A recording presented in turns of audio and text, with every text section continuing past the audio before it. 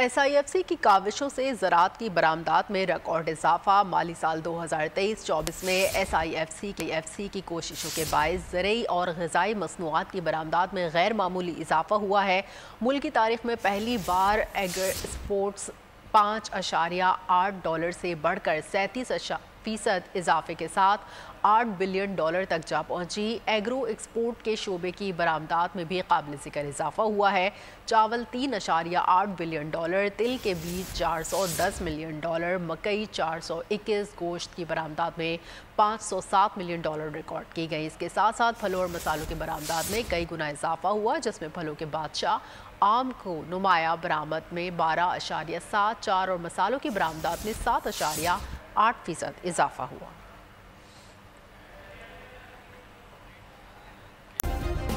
Subscribe करें और bell दबाएं ताकि कोई खबर रह न जाए।